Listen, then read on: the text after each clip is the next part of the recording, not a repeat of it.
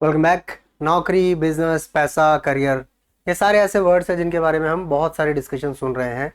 और बेसिकली जो सबको परेशान कर रही है बात वो ये है कि 2025 के अंदर जहाँ आर्टिफिशियल इंटेलिजेंस आ गया है, ऑटोमेशन आ गया है, सरकारी नौकरियां हैं नहीं, बिजनेस में कट थ्रोट कॉम्पिटिशन है, बड़े बिजनेस छोटे बिजनेस को ख़त्म कर रहे हैं। तो ऐसे में एक नया करियर देखने वाला लड़का कहाँ जाए? 2025 का भारत का जॉब लैंडस्केप क्या कहता है? बिजनेस पे हम बाद में बात करेंगे। Will have a different discussion on the business later on. इस समय मैं मेरे देश के उस यूथ से बात कर रहा हूँ जो एक नौकरी चाहता है। किसी भी कारण से हो सकती है वो नौकरी, लेकिन नौकरी चाहिए। तो नौकरी चाहने से पहले नौकरी का लैंडस्केप समझते हैं, नौकरी का मार्केट कैसा चल रहा है भारत में। मैं कोशिश करूंगा आपसे वो सारी चीज़ें डिस्कस कर लूँ जिससे आपके मन के कुछ डाउट्स क्लियर हो जाए। I wish you a good success in your career finding. Now, government job current job landscape India 2025। Basically Bharat में तीन चीज़ें हैं जो अभी हैं, हम सब एक्सेप्ट करते हैं। भारत में नौकरियों की ज़रूरत है, नंबर एक। भारत में नौकरियां नहीं हैं, नंबर दो।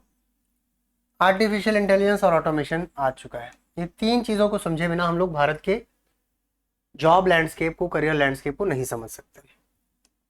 भारत को नौकरियां क्यों चाहिए? Why India need jobs? Bharat का जो यूथ है, एक अंदाज़ा यह है कि ऑलमोस्ट 40% जनता लेस देन 40 ईयर्स है। Majority of the Janata 10% population 15 से 19 साल की एज की है। ये 20-22% जनता 25-30 के आसपास की है। तो ये यूथ कर क्या रहा है? अगर ये यूथ सुबह उठ के 9 बजे अपने ऑफिस के लिए नहीं निकलेगा तो ये यूथ करेगा क्या? क्या हम अपने यूथ को जाम ताड़ा बनाने का मोटिवेशन दे रहे हैं? क्या हम अपने यूथ को बता रहे हैं कि आप यूपीआई के फ्रॉड करिए? क्या हम अपने यूथ को खुला इनविटेशन दे रहे हैं कि आप ड्रग्स करिए, चोरी करिए, लूटपाट करिए? क्योंकि अगर नौकरी नहीं होगी तो यूथ कुछ तो करेगा। वो 9 बजे कहीं तो जाएगा सुबह उठ के, उसके दोस्त तो बनेंगे, पैसा तो उसे चाहिए। डिप्रेशन से उसे बाहर निकलना है, फिर वो नशे से निकले, ड्रग्स से निकले, चोरी से निकले, लूटपाट से निकले, यूपीआई के फ्रॉड से निकले। पॉसिबिलिटी ऑफ क्राइम, अगर भारत में नौकरियां नहीं होंगी तो पॉसिबिलिटी ऑफ क्राइम बहुत हाई होगा। हमने फील किया है, नोट किया है, ऑलमोस्ट हर घर में ऐसा बंदा है जिसने अपना पैसा फ्रॉड में खोया है ऑनलाइन में। जिन्होंने ऑनलाइन में पैसा लूटा है, फ्रॉड किया है, वो कोई आसमान से उतरे हुए दरिंदे नहीं थे। आप और हमारे बीच में से ही लड़के थे जिनको अगर सही दिशा दे दी जाती, सही समय पे एक नौकरी में पकड़ा देते कि तुम सुबह 9 बजे घर से निकलोगे, शाम को 6 बजे वापस आओगे, तुमको 15,000 मिलेगा, तुमको 25,000 मिलेगा, तुमको 50,000 मिलेगा, लेकिन तुम ये काम करोगे, तो शायद ये फ्रॉड्स नहीं होते। ठीक है, इसके लिए हमें जॉब्स चाहिए। हमारे पास जॉब्स क्यों नहीं है? भारत के पास जॉब्स क्यों नहीं है? एक ऐसा विषय है जिसपे संभावना है कि हाइपर नेशनलिज्म का चूर्ण चटा दिया जाएगा इस प्रश्न के जवाब में। लेकिन सच्चाई क्या है, मतलब जो फैक्ट है मेरी अंडरस्टैंडिंग से, वो मैं बताता हूँ तथ्यों के आधार पे। हम एक्स्ट्रा स्मार्ट हैं, हम अपने आप को बहुत स्मार्ट समझते हैं।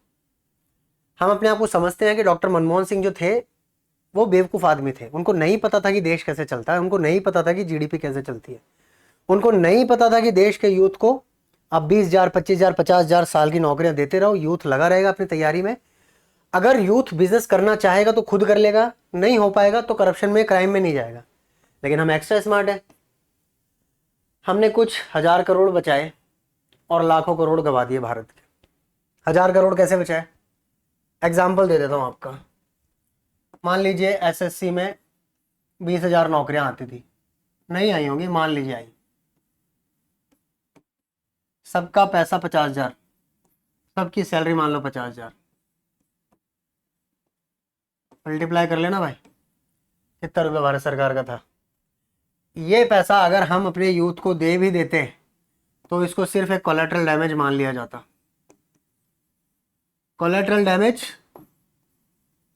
क्राइम कम रखने का, कोलेटरल डैमेज देश के यूथ को बर्बाद होने से बचाने का, कोलेटरल डैमेज देश के यूथ को ड्रग्स की गर्त में जाने से बचाने का। लेकिन जैसा मैंने कहा, हम लोग बहुत स्मार्ट हैं, हम लोगों ने नौकरियां काट दी आईबीपीएस में, एसएससी में, रेलवे में, फिर बिजली फ्री कर दी, उस पैसे से, फिर राशन फ्री कर दिया उस पैसे से, और फिर लाड़ की बहन योजना ला दी उस पैसे से। 50,000 के लड़के नहीं रखे जाते इनसे, लेकिन 10,000 के कामचोर लोगों को निविदा पर रख लिया और वो देश को एफिशिएंट बना रहे हैं, लीन बना रहे हैं। ये 50,000 बुरे लग रहे थे किसी मेहनत वाले बंदे के घर पे जाते हुए, है ना, इसीलिए तो नौकरी नहीं है, क्योंकि हर सरकारी आदमी करप्ट है ना। फिर उसके बाद हम लोगों को वो डीएफओ मिले जो पहले के लगे हुए हैं, पुराने हैं। फिर हमको वो ब्यूरोक्रेसी मिली, आईपीएस फरार है इस देश में, है ना। अब क्या बोले, मतलब समझदार तो आप हैं। तीसरा कंसर्न है आर्टिफिशियल इंटेलिजेंस और ऑटोमेशन। नेचुरली इससे जॉब्स जाएंगी, बिल्कुल जाएंगी। कौन सी जॉब्स जाएंगी? अगर आप सोचते हो कि आप एक HTML का पेज बनाने वाली नौकरी को 15,000 रुपये मिलता था आपको, कहीं से HTML के पेज बनाते हो आप, और अगर इसी को आप नौकरी मानते हो, इसी को आप अपना स्किल मानते हो, तो ये नौकरी 100% जाएगी। नौकरियां जाएंगी, लेकिन नई नौकरियां जनरेट भी होंगी। किस तरह की नौकरियां जनरेट होगी? आर्टिफिशियल इंटेलिजेंस के लिए प्रॉम्प्ट इंजीनियरिंग बनेगी। प्रॉम्प्ट क्या होते हैं? अब में से सब लोग स्मार्ट हैं, हम लोग सब गए हुए हैं चैट जीपीटी पे।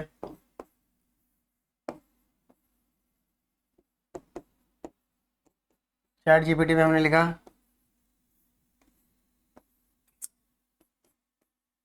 Create a page with sign in option.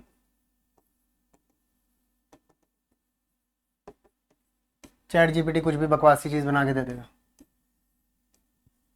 Prompt है ये आपका, इसको प्रॉम्प्ट कहते हैं। हमने आर्टिफिशियल इंटेलिजेंस को कुछ करने को कहा, उसने बना के दे दिया अपनी समझ से, लिमिटेड नॉलेज है। इसी प्रॉम्प्ट को जब हम रिफाइन करेंगे, chat GPT please create a page, please लिखना is no wastage of resources, create a page with sign in options with the technology used as Firebase, है ना। फिर उसके बाद आप उसको और कुछ भी डालोगे, इस तरह का कलर पैटर्न चाहिए मुझे, इस तरह का एनिमेशन चाहिए, तो जितना रिफाइन करोगे, this is called prompt. Prompt engineering जैसी जॉब बढ़ेंगी, प्रॉम्प्ट के एक्सपर्ट्स बनेंगे। टेक और आईटी बूम से, आर्टिफिशियल इंटेलिजेंस के बूम से भारत के जॉब सिनेरियो पे क्या फर्क पड़ा? साल 2000 के आईटी बूम के बाद से पहली बार आईटी कंपनियां एक शैकल्स में है। इनको समझ नहीं आ रहा एग्जैक्टली करें क्या। हर कंपनी ट्राई कर रही है, every company is trying. TCS, Infy, Wipro, HCL, दुनिया भर की, भारत की जितनी कंपनियां हैं, दुनिया भर की जितनी कंपनियां हैं, ट्राई कर रही है कि एआई रेडी बने। अब एआई रेडी बनेंगे तो अपने इंजीनियर्स के दम पे बनेंगे, naturally we need engineers. Problem यह है कि हमें रेडी इंजीनियर चाहिए, टेक्नोलॉजिकली अपग्रेडेड इंजीनियर्स। ठीक है, आर्टिफिशियल इंटेलिजेंस कुछ कैलकुलेशंस कर सकता है, लेकिन आर्टिफिशियल इंटेलिजेंस होलसोल तौर पे आईटी कंपनियों को चला नहीं सकता, आईटी सेक्टर को भी नहीं चला सकता। They need help, they need experts, they need engineering. Job for artificial intelligence, data scientist, cloud experts ऊपर जाएगी। ट्रेडिशनल आईटी की जॉब्स नीचे जाएंगे। ट्रेडिशनल आईटी जैसे मैंने आपको बताया, HTML बेसिक आपको आता है, CSS आता है, पाइथन का बेसिक आता है, जावा स्क्रिप्ट काम चलाऊ आती है, C++, C# थोड़ी थोड़ी आती है, उनको नहीं जरूरत। We need experts. इसमें भी क्लाउड एक्सपर्ट्स, एआई इंजीनियर्स और डेटा साइंटिस्ट की जरूरत पड़ेगी। ट्रेडिशनल आईटी जॉब्स कम होंगी। रिसेंटली खबर सुनी हमने, TCS में 12,000 नौकरियां कट की है। सेम स्टोरी मैन्युफैक्चरिंग में होने वाला है। मैन्युफैक्चरिंग क्या होती है? मैन्युफैक्चरिंग में हम लोग मानते हैं कि आर्टिफिशियल इंटेलिजेंस से उतना फर्क नहीं पड़ेगा, लेकिन मैन्युफैक्चरिंग के अंदर जहां पर लेबर की जरूरत है, वहां पे रिपीटेटिव टास्क जो होगा, जो ह्यूमन लेबर का ऑटोमेशन हो जाएगा। जैसे मैं आपको एक एग्जांपल दे रहा हूँ, not exactly manufacturing example, but Amazon वगैरह के जो वेयर हाउसेज हैं, वहाँ रैक्स लगी होती हैं, रैक्स के अंदर सामान रखा होता है। ये बॉक्स कोई इंसान निकाल के लाता था अपने लोडर से, अब ये सामान ऑटोमेटेड इंजीनियर्स, रोबोट्स निकाल के कन्वेयर बेल्ट पे डाल देंगे। सो ह्यूमन लेबर की अब ज़रूरत नहीं है। ह्यूमंस की अब ज़रूरत सिर्फ दिमाग लगाने में रहेगी। जो इंसान दिमाग लगा पाएगा, सही जगह पे लगा पाएगा, दे विल सर्वाइव नाइस। इसी के साथ ऑटोमेशन हो जाएगा ह्यूमन लेबर का, लेकिन फिर भी डिमांड फॉर टेक्नीशियंस रहेगी, डिमांड फॉर रोबोटिक्स रहेगी, और एडवांस्ड इंजीनियर्स की डिमांड ऊपर जाएगी। पीपीओ एक ऐसा एग्जाम्पल है जो भारत की बहुत सारी वर्कफोर्स को नौकरी देता है। Business process outsourcing. चैटबॉट्स आ गए स्विगी पे, जोमेटो पे, अमेजोन पे। आप लोगों ने फील किया होगा, अब आपको रियल कस्टमर केयर एग्जीक्यूटिव नहीं मिलता बात का जवाब देने के लिए। Usually you will talk to a chatbot. Chatbot के पास 5-6 प्रॉम्प्ट है नॉर्मल। आपके ऑर्डर को लेके कोई समस्या है, ऑर्डर के अंदर प्रॉब्लम है, जो ऑफर किया वो नहीं आया, कुछ प्रोडक्ट मिसिंग ऑर्डर के अंदर, तो उस तरह की चीज़ है। इस वजह से जो ह्यूमंस बीपीओ में काम कर रहे थे, जो कस्टमर सर्विस एग्जीक्यूटिव बीपीओ में काम करते हैं, उनकी नौकरियों पर खतरा आया। लेकिन at the same time artificial intelligence की ट्रेनिंग, डेटा एनोटेशन एक्सेट्रा की नौकरियां ऊपर जाएंगी। मेट्रो शहरों में ही नहीं नौकरियां रहेंगी। अभी तक का अंडरस्टैंडिंग ये कहता था कि बेंगलोर, चेन्नई, हैदराबाद, मुंबई, दिल्ली, नोएडा, गुड़गांव, पुणे, नागपुर तो नहीं था, इन्हीं शहरों में जॉब्स थे, because these are called metro cities, और यहीं पे आईटी कंपनियां थी, यहीं पे बहुत बड़ी बड़ी मैन्युफैक्चरिंग हब्स थे। लेकिन अब टीयर 2, 3, 4 कंपनियों में भी ग्रोथ हो रही है, टीयर 2, 3, 4 सिटीज़ में भी नौकरियां मिल रही हैं। इसका कारण इन सिटीज़ के जो छोटे बिजनेस हैं, इन सिटीज़ के जो छोटे लोकल अंडरस्टैंडिंग, लोकल नीड्स हैं, वो ग्रो कर रही हैं। एक सर्वे कहता है कि टीयर 2, 3, 4 सिटीज़ के अंदर नए जॉब्स की डिमांड 42% ग्रोथ कर रही है, वहीं मेट्रो में सिर्फ 19% डिमांड ग्रो कर रही है जॉब्स की। ये डेटा इंपॉर्टेंट है भारत के जॉब लैंडस्केप में। हाई डिमांड सेक्टर्स कौन से रहने वाले आने वाले फ्यूचर में, ये मैं अपनी समझ और मेरी रिसर्च से बता रहा हूँ। पॉसिबिलिटीज़ बिल्कुल उल्टी भी हो सकती है, पॉसिबिलिटीज़ बिल्कुल इन लाइन विद दिस भी हो सकती है, और पॉसिबिलिटी समवेयर इन मिडिल भी हो सकती है। टेक और आईटी में artificial intelligence, cyber security, cloud expert की जॉब ऊपर जाएगी। Health care and pharma, health care कभी नीचे नहीं आएगा।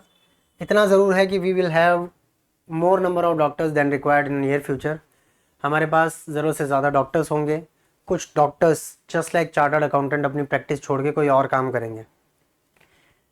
तो हेल्थ केयर और फार्मा को छोड़ दीजिए, मैं डिस्कस नहीं करूँगा, it's self explanatory.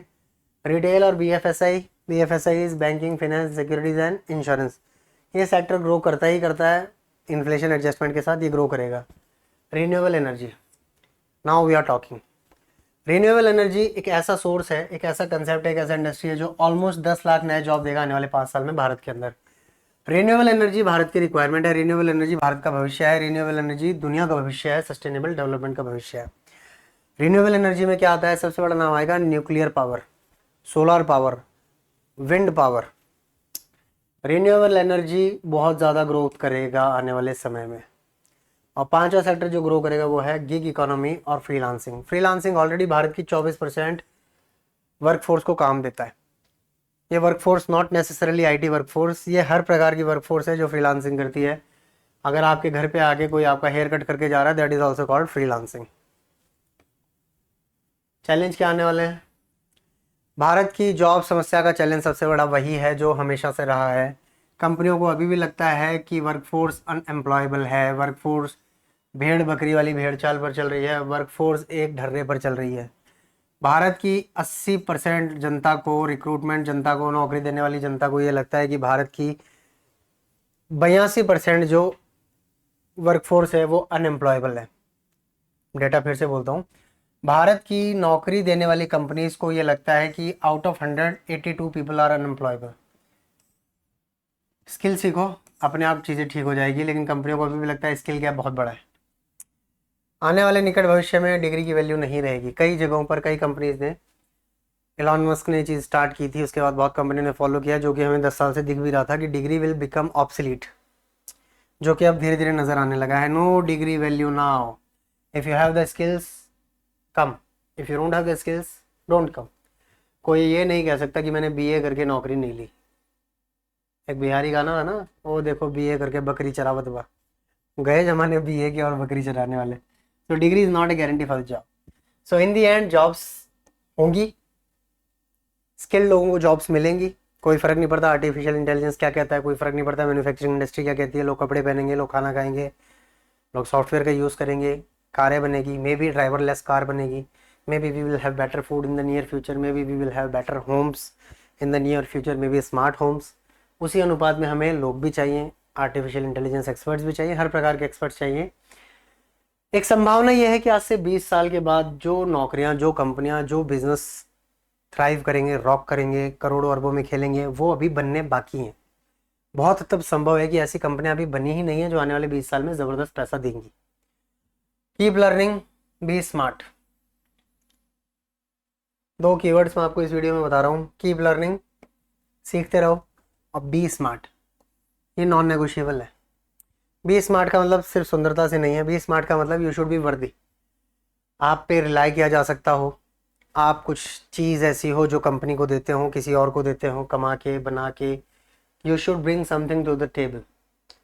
B smart से मतलब यह है be worthy, be understanding, be knowledgeable, be skilled, be learnable, be explainable, be a sport. So this was all about this video. I hope you guys understand what I'm trying to say in this video. मिलते हैं अगले video में। जय हिंद।